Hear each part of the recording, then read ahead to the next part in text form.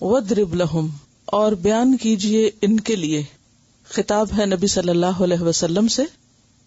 آپ سے فرمایا جا رہا ہے کہ آپ ان اہل مکہ کو ایک واقعہ سنائیے، ایک مثال بیان کیجئے. اور اس کے لیے وَاضْرِب کا لفظ آیا. ضرب کہتے ہیں ایک چیز کو دوسری پر مارنا، اور ضربہ کے کئی معنی بیان ہوئے، جیسے سفر کرنے کے معنوں میں بھی، اسی طرح حقیقی معنوں میں بھی مارنے کے، اور یہاں پر بیان کرنے کے. کیا بیان کیجئے؟ مثلاً ایک مثال. مثال کا لفظ مثل سے ہے، مانند، یعنی ایک چیز جو دوسری کے مانند ہو، اسی کی طرح ہو.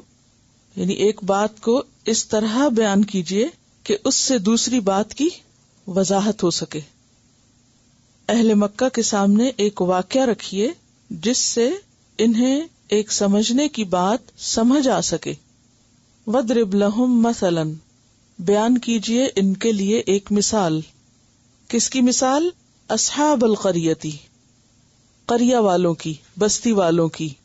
اور اصحاب جمع ہے صاحب کی، اور مراد ہے یہاں ایک بستی کے رہنے والے. ایک بستی کے رہنے والوں کی مثال بیان کیجئے. بہت سے مفسرین کے نزدیک بستی کا نام بتایا گیا ہے انطاکیہ، جو ترکی کا ایک شہر ہے آج کل شام کی سرحد پر. لیکن قرآن نے بستی کا نام نہیں بتایا، اس لیے ہم یقین سے کچھ نہیں کہہ سکتے کہ واقعی یہ وہی بستی ہے یا کوئی اور بستی ہے. اور اس میں بھی ایک مصلحت ہے بستی کا نام نہ بتانے میں، کیونکہ اصل چیز تو واقع میں عبرت ہے، نہ کہ کسی جگہ میں. قرآن مجید میں جب بھی واقعات بیان کیے جاتے ہیں تو اس میں جگہوں کے نام یا لوگوں کے نام یا زمانہ کہ کس دور کا یہ واقعہ ہے، اس کو اسپیسیفائی نہیں کیا جاتا. کیوں؟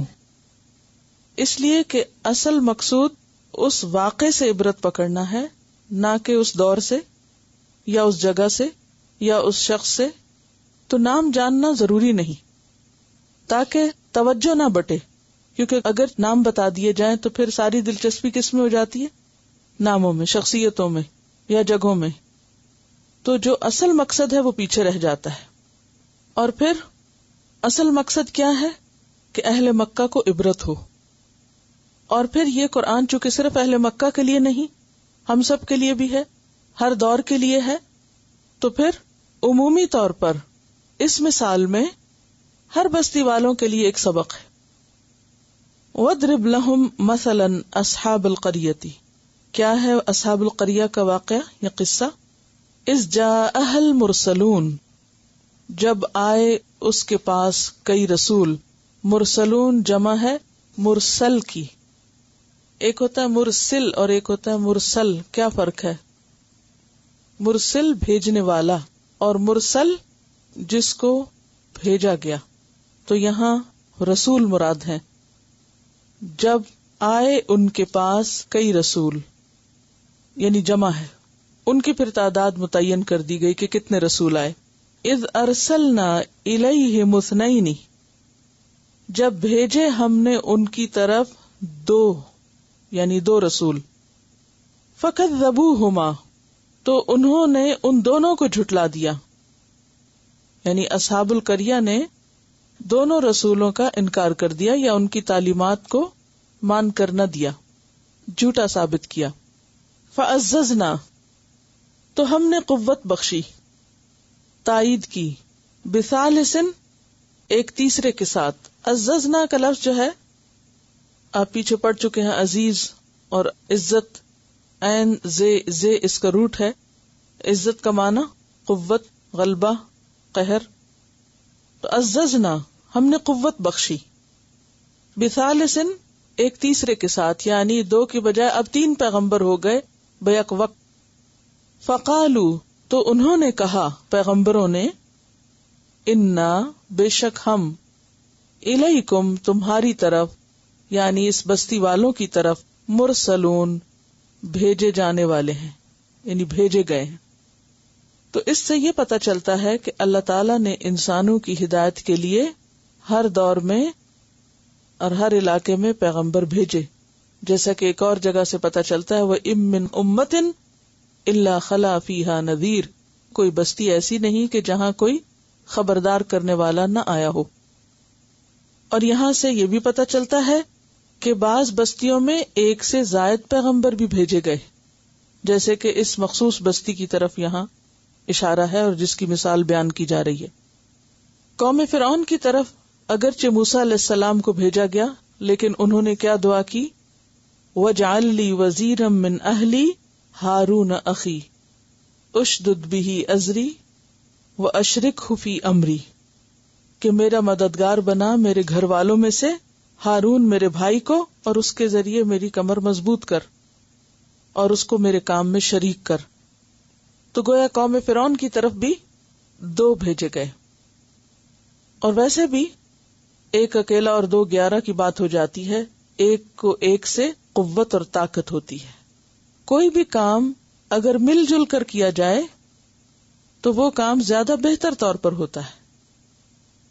ایک انسان کی عقل ایک ہوتی، لیکن جب ایک کے ساتھ ایک اور شریک ہوتا ہے تو عقلی، روحانی اور مادی قوت میں اضافہ ہوتا ہے۔ عقلی قوت میں کیا ہے کہ ایک کی بجائے 2 لوگ سوچنے لگتے ہیں، اور 2 کی سوچ مل کر ایک بہتر سوچ یا ایک بہتر نتیجہ لاتی۔ اس میں ضروری نہیں ہوتا کہ دوسرا ہماری 100% موافقت کرے تو ہی بہتر ہوتا ہے۔ اگر کوئی مخالفت بھی کرے، مثلا اگر ہم ایک بات سوچ رہے ہیں اور دوسرا اس سے مختلف سوچ رہا ہے، تو اس میں بھی بڑی خیر ہوتی ہے۔ کیا خیر ہوتی؟ جی ہاں، اس میں اصلاح کی گنجائش ہوتی ہے، اور اس میں کسی بھی معاملے کے جو کمزور پہلو ہیں وہ بھی نکھر کے سامنے آ جاتے ہیں۔ لیکن اکثر لوگ اختلاف پسند نہیں کرتے، حالانکہ اختلاف جو ہے ضروری نہیں کہ وہ نقصان دہ ہو۔ اگر ایک رائے کے ساتھ مختلف رائے بھی آ جائے تو ہو سکتا ہے وہ رائے پہلی رائے سے زیادہ بہتر ہو، تو اس لیے کبھی اس سے گھبرانا نہیں چاہیے۔ وسعت قلب اور وسعت ذہنی کا مظاہرہ کرتے ہوئے اپنا نقطہ نظر بھی سمجھانا چاہیے اور دوسرے کا بھی سمجھنے کی کوشش کرنی چاہیے۔ اور اگر ایک دفعہ آپ دل کھلا کر لیں تو اس سے کیا ہوتا ہے، بہت سے معاملوں کو سمجھنا آسان ہو جاتا ہے۔ تو یہاں آپ دیکھیے کہ 2 رسول پہلے بھیجے گئے، اور جب 2 لوگ کوئی کام مل کے کرتے ہیں تو بعض اوقات دونوں کے طریقہ کار میں بھی کچھ فرق ہوتا ہے۔ تو ایسی صورت میں تقسیم کار بہت ضروری ہوتی، یعنی جہاں لوگ اکٹھے ہو کر کام کریں، اور خاص طور پر لیڈرشپ کے رول پر، کیونکہ پیغمبر کا رول جو ہے وہ لیڈر کا رول ہوتا ہے۔ اور اگر ایک جگہ پر 2 لوگ ایک ہی پوزیشن میں یا ایک ہی سٹیٹس میں کام کر رہے ہوں تو پھر بعض اوقات مشکلات بڑھ جاتی ہیں۔ ایسی صورت میں احسن طریقہ کیا ہوتا ہے؟ تقسیم کار، ڈویژن آف ورک، کس کو کیا کرنا ہے، اور صلاحیت کے مطابق تقسیم کار، کہ جو شخص جو کرنے کا اہل ہو اس کو وہ کرنے دیا جائے، اس کے نتیجے میں کیا ہوگا؟ پروگرس زیادہ ہوگی۔ اور اگر 2 سے کام نہ بنے تو تیسرے کو بھی شریک کر لیا جائے، جیسے کہ یہاں پر اللہ تعالیٰ نے پہلے 2 بھیجے اکٹھے، جب دیکھا کہ ان کی بات نہیں سنی جا رہی تو ایک اور کو بھی بھیج دیا، اور پہلے 2 نے بالکل اعتراض نہیں کیا کہ ہم کم تھے، جب آپ نے ایک اور کو بھیج دیا، تیسرے کو بھی قبول کر لیا، اور ان سب نے مل کر کہا فَقَالُوا إِنَّا إِلَيْكُمْ مُرْسَلُونَ۔ اس کے باوجود قوم نہ مانی۔ قالو، وہ کہنے لگے، کون؟ بستی والے، ما انتم، نہیں تم، الا مگر، بشر انسان، مثلنا، ہماری طرح، ہم تمہاری بات کیوں نہیں مانتے؟ کیونکہ تم ہماری طرح کے انسان ہی تو ہو۔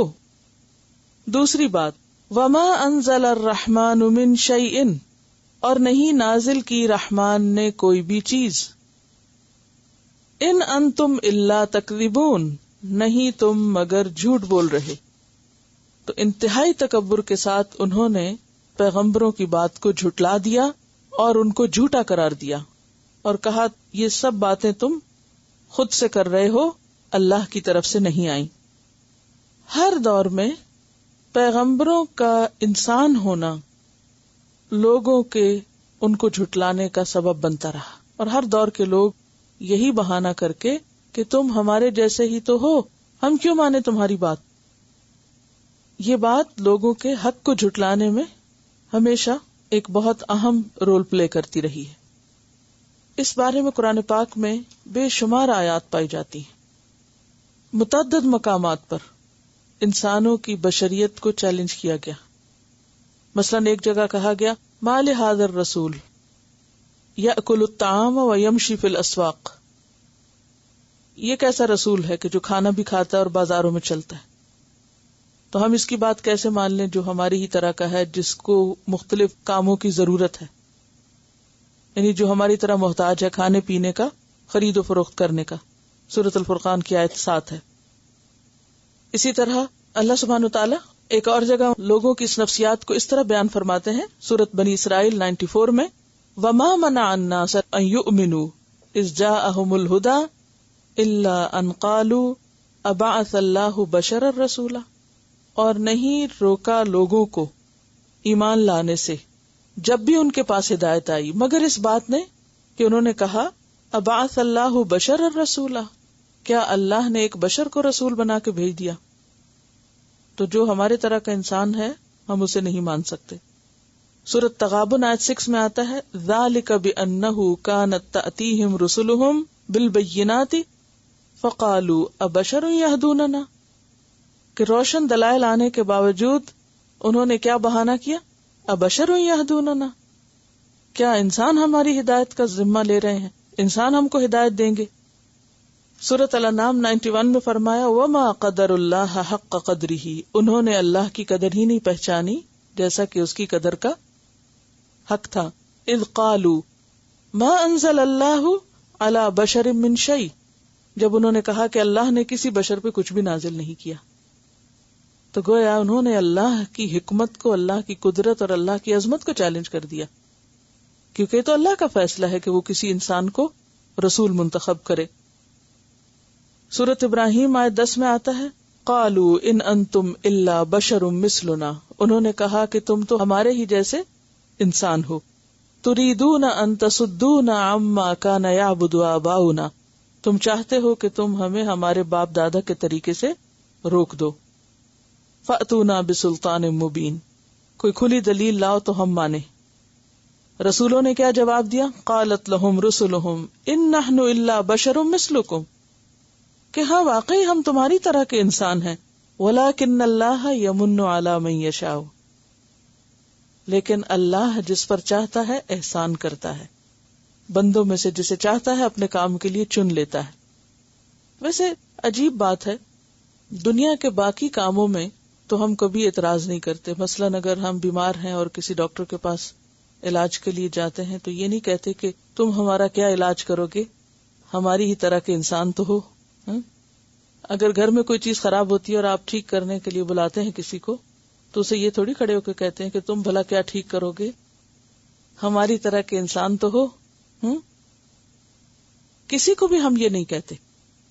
لیکن چونکہ ہدایت کی بات لوگ قبول نہیں کرنا چاہتے، لہذا ان پر اللہ کی طرف سے جو رہنمائی آتی ہے اس کو ماننے سے انکار کرتے ہیں اور کہتے ہیں ہماری طرح کے انسان ہو، تمہاری کیا خوبی ہے اور تمہاری کیا برتری ہے اور تمہیں ہم کیوں اہمیت دیں.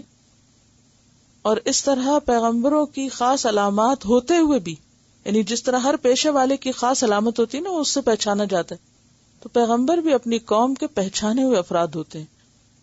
وہ ہوتے ہوئے انسان ہیں مگر عام انسانوں سے اپنے اخلاق میں، کردار میں، اپنی باتوں میں اور جو کچھ وہ پیش کرتے ہیں اس میں بہت مختلف ہوتے ہیں. فرق صاف پتہ چل رہا ہوتا ہے، لیکن چونکہ وہ چیز ماننا نہیں چاہتے جو وہ لاتے ہیں، لہذا کوئی بھی بہانہ کر کے ان کو جھٹلا دیتے ہیں اور پھر آپس میں بھی سرگوشیاں کرتے. وَأَسَرُّ النَّجْوَ الَّذِينَ ظَلَمُوا هَلْ هَذَا إِلَّا بَشَرٌ مِثْلُكُمْ أَفَتَأْتُونَ السِّحْرَ وَأَنْتُمْ تُبْصِرُونَ. پھر اسی طرح سورۃ المؤمنون آیت 24 میں آیا مَا هَذَا إِلَّا بَشَرٌ مِثْلُكُمْ يُرِيدُ أَن يَتَفَضَّلَ عَلَيْكُمْ وَلَوْ شَاءَ اللَّهُ لَأَنزَلَ مَلَائِكَةً. اگر اللہ چاہتا تو فرشتے اتارتا. مَا سَمِعْنَا بِهَذَا فِي آبَائِنَا الْأَوَّلِينَ. لیکن اللہ تعالیٰ نے فرشتے کیوں نہیں اتارے؟ سورۃ الانبیاء آیت 7 میں فرمایا وما ارسلنا قبلک الا رجالا نوحی الیہم، ہم نے آپ سے پہلے بھی کبھی فرشتہ نہیں اتارے، انسانوں کو ہی نبی بنا کے بھیجا ہے۔ اور بنی اسرائیل میں اس کی مزید وضاحت فرمائی کہ چونکہ زمین پر انسان بستے ہیں اس لیے پیغمبر بھی انسان ہی ہیں۔ اگر زمین پہ فرشتے بستے ہوتے تو پھر فرشتوں میں سے پیغمبر سلیکٹ کیے جاتے۔ قل لو کان فی الارض ملائکۃ، کہہ دیجیے اگر زمین میں فرشتے رہتے بستے ہوتے، یمشون چلتے پھرتے ہوتے، مطمئنین اطمینان سے، لنزلنا علیہم من السماء ملک الرسولا، تو ہم بھی ان پر آسمان سے فرشتہ رسول بنا کے اتارتے۔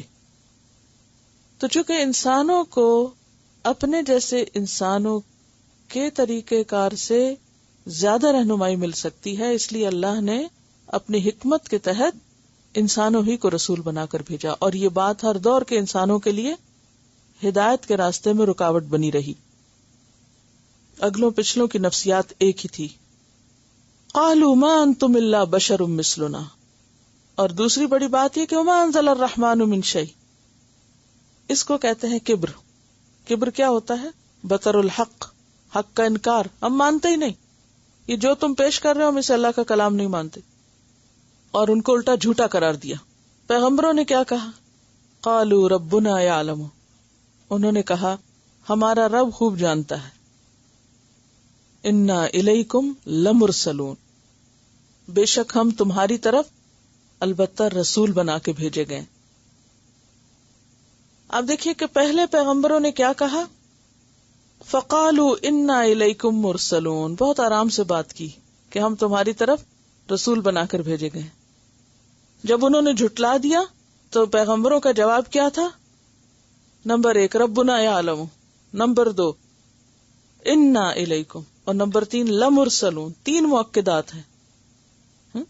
اس کو کہتے ہیں حکمت، کہ جب بات نارمل طریقے سے ہو رہی ہو تو دلیل بھی اس کے مطابق ہوگی، اور جب بات میں یعنی مخالف کی بات میں شدت ہے تو پھر جواب میں بھی ویسے ہی دلائل زیادہ ہوں گے۔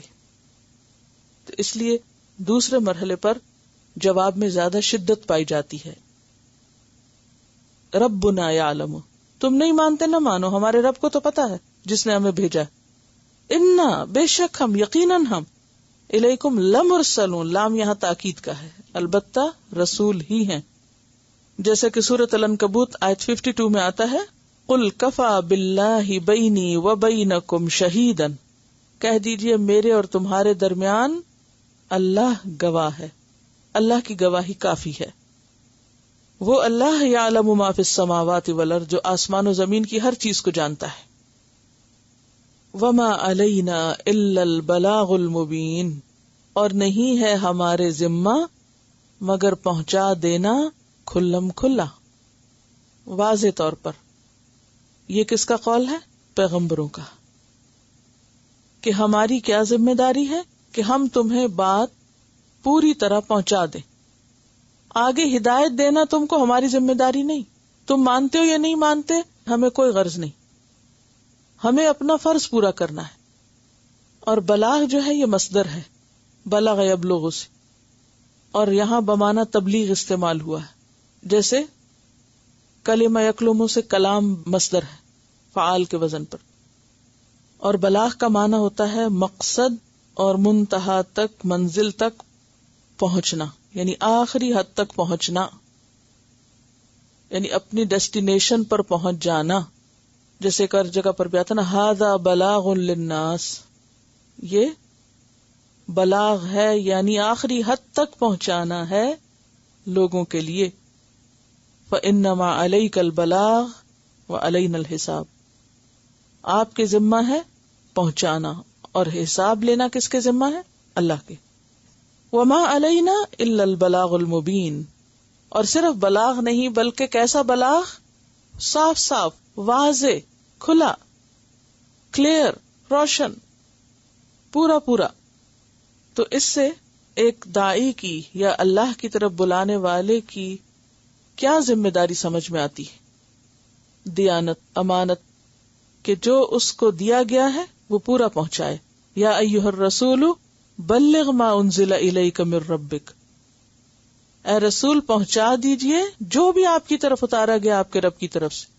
یعنی حق کو کھول کر صاف صاف بتا دینا چاہیے، خواہ کسی کو اچھا لگے یا برا لگے، کوئی مانے یا نہ مانے. اور کیا بات پتہ چلتی، اور کیا ذمہ داری، یعنی واضح طور پہ پہنچانا جو دوسروں کو سمجھ بھی آ جائے. یعنی اللہ کی بات صاف طور پر واضح اور سمجھ میں آنے والی ہو جو دوسرے تک پہنچ جائے. اور پیغام پہنچانا رسولوں کی ذمہ داری، اور ہدایت دینا اللہ کی، اور ان کا حساب لینا بھی اللہ کی ذمہ داری. لوگوں کو پہنچانا تو ذمہ داری ہے، ان پر جبر کرنا، زبردستی کرنا یہ درست نہیں. بلاغ میں جو معنی پایا جاتا ہے وہ کیا ہے؟ آخری حد تک پورا جیسے پہنچانا چاہیے ویسے پہنچا دینا. یعنی حکمت سے کام لیتے ہوئے، وضاحت سے کام لیتے ہوئے، اپنی اٹ موسٹ اسٹرگل کے ساتھ پورا حق ادا کر دیا جائے، کمی بیشی کیے بغیر. قالو انہوں نے کہا، انا تطیرنا بکم، انا بے شک ہم، بستی والوں نے کہا کہ بے شک ہم، یقیناً ہم، تطیرنا منحوس سمجھتے ہیں، بکم تم کو. تطیر کا لفظ طیر سے نکلا ہے.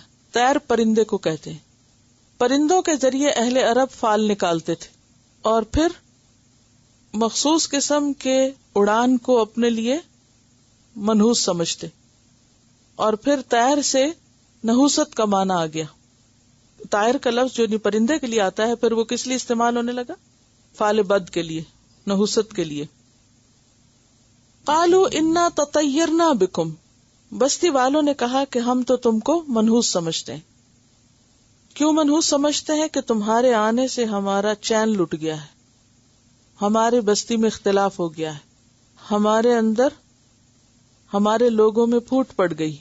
لئن لم تنتہوا، البتہ اگر تم باز نہ آئے، لنرجمنکم، البتہ ہم ضرور تم کو سنگسار کر دیں گے.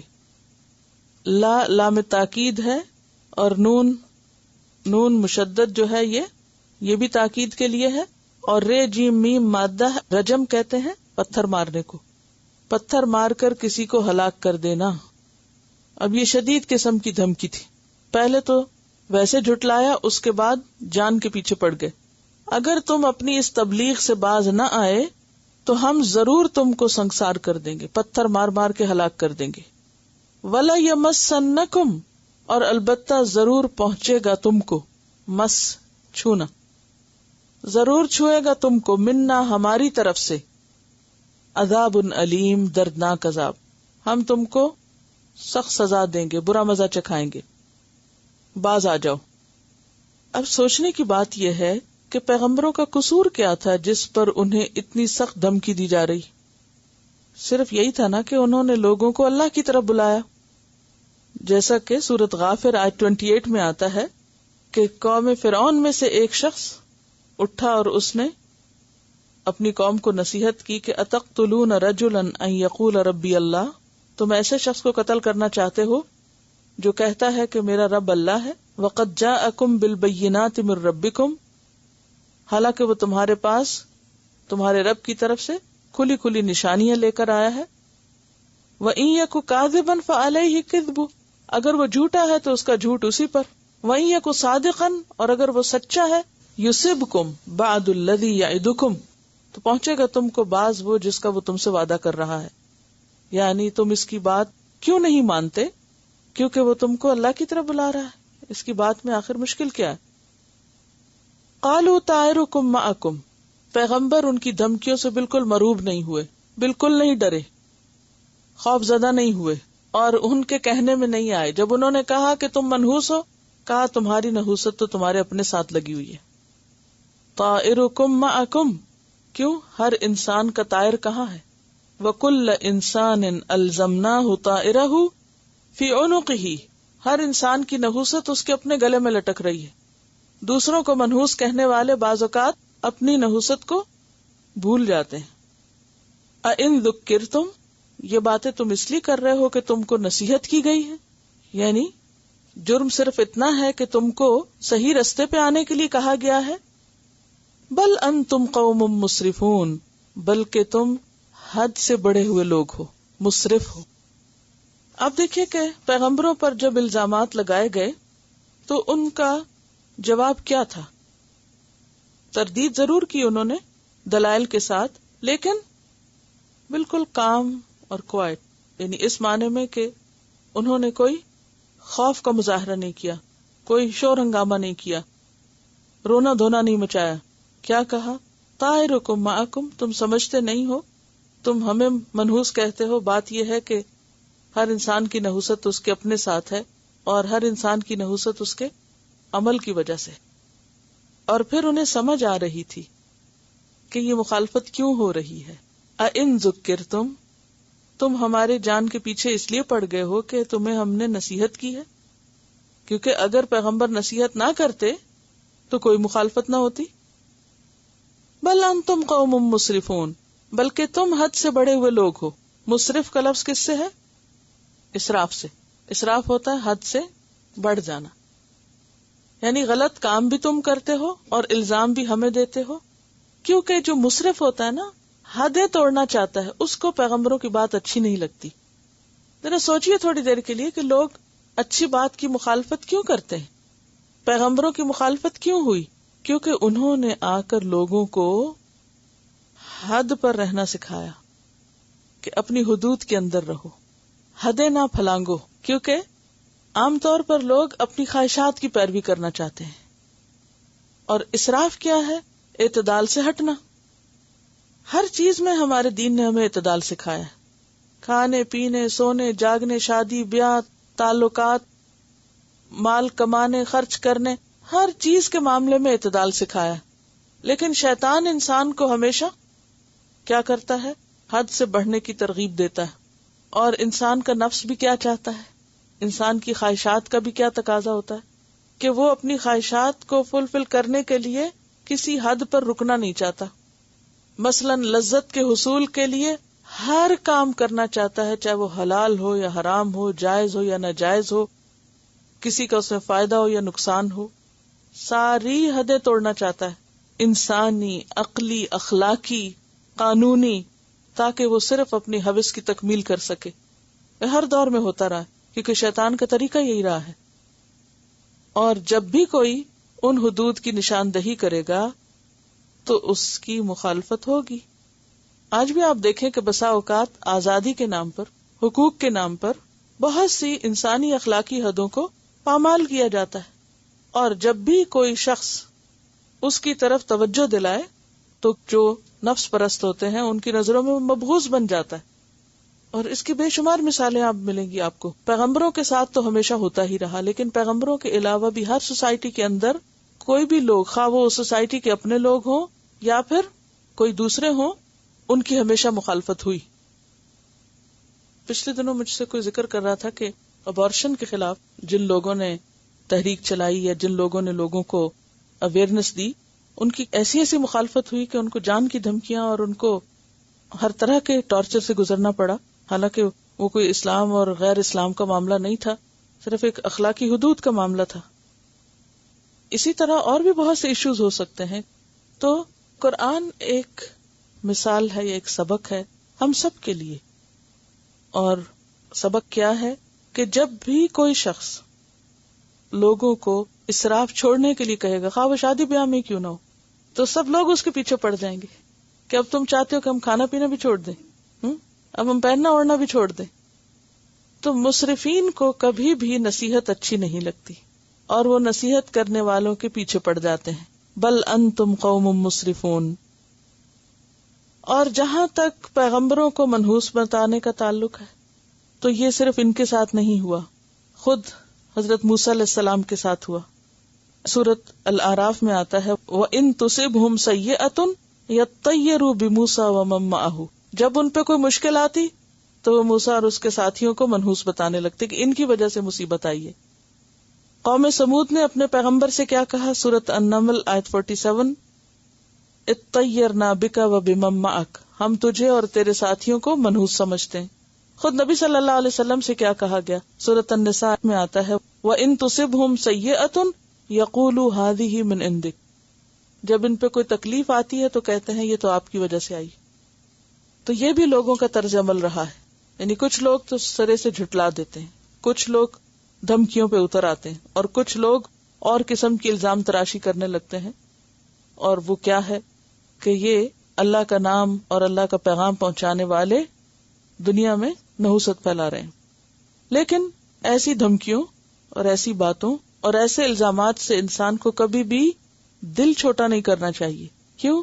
اس لیے کہ اگر اللہ کے رسول صلی اللہ علیہ وسلم پر یہ بات کہی جا سکتی ہے، موسیٰ علیہ السلام پہ کہی جا سکتی ہے، صالح علیہ السلام پہ کہی جا سکتی ہے، تو پھر پیغمبروں کے بعد عام انسانوں کو کیا نہیں کہا جا سکتا؟ تو ایسے میں ہر وہ شخص جو بڑے اجر کا متمنی ہے، اللہ کا پیغام پہنچا کر بڑا اجر پانے کا، اس کے لیے پھر مشکلات بھی بڑی ہیں. لیکن آپ دیکھیے کہ اب ہوتا کیا ہے. ان ساری دھمکیوں اور الزام تراشیوں کے جواب میں نتیجہ کیا آتا ہے؟ وَجَاءَ مِنْ أَقْصَى الْمَدِينَةِ رَجُلٌ. اب پیغمبر تو چونکہ شہر کی طرف بھیجے گئے جہاں پوری اکنامک ایکٹیویٹی تھی اور ہر طرح کی گہما گہمی، اور وہاں انہوں نے پیغام دیا اور ایک اختلافی ماحول پیدا ہو گیا اور کوئی ماننے کو تیار نہیں. ہر طرف لوگ بکھرے ہوئے ہیں، دھمکیاں دے رہے ہیں، باتیں کر رہے ہیں، الزام تراشی کر رہے ہیں. تو اتنے میں آپ دیکھیے کہ میسج شہر سے نکل کر شہر کے کناروں تک اور دور دراز کے علاقوں تک پہنچ گیا. کیونکہ عموماً ہوتا ہی ہے کہ جب مخالفت شروع ہوتی ہے تو پیغام تیزی سے پھیل جاتا ہے. وہ بات جو کسی کو نہیں پتا ہوتی اور جہاں تک نہیں پتا ہوتی، وہ اختلاف کے نتیجے میں اور مخالفت کے نتیجے میں دور دور تک پہنچ جاتی ہے. اب یہی ہوا کہ دور دور تک بات پھیل گئی کہ کچھ لوگ ہیں جو بستی میں آئے ہوئے ہیں اور لوگوں کو ایسی اور ایسی نصیحتیں کرتے ہیں، اور باقی لوگ ان کے ساتھ یہ معاملہ کر رہے ہیں. اب اتنے میں کیا ہوا؟ وَجَاءَ مِنْ أَقْصَى الْمَدِينَةِ رَجُلٌ يَسْعَىٰ. آ گیا ایک شخص شہر کے دور دراز علاقے سے. اقصا دور، مدینہ شہر وہی بستی، اس بستی کے دور پار علاقے سے، سبب سے ایک شخص آیا. یسعیٰ دوڑتا ہوا تیزی سے، جلدی جلدی. قالا کہنے لگا، یا قومی اے میری قوم، اتبعوا المرسلین، رسولوں کی بات مان لو. جن کے سامنے رسول ہیں، جن کے بیچ میں رسول ہیں، انہیں کچھ دکھائی نہیں دے رہا. اور ایک وہ شخص جو دور سے سیکنڈ ہینڈ بات سن کے آیا ہے کہ کیا کشمکش ہو رہی ہے شہر میں، وہ وہاں سے اٹھ کے آتا ہے اور کہتا ہے کہ ان کی بات مان لو. یعنی اللہ تعالی کہاں سے دفاع کا ذریعہ پیدا کر دیتے ہیں.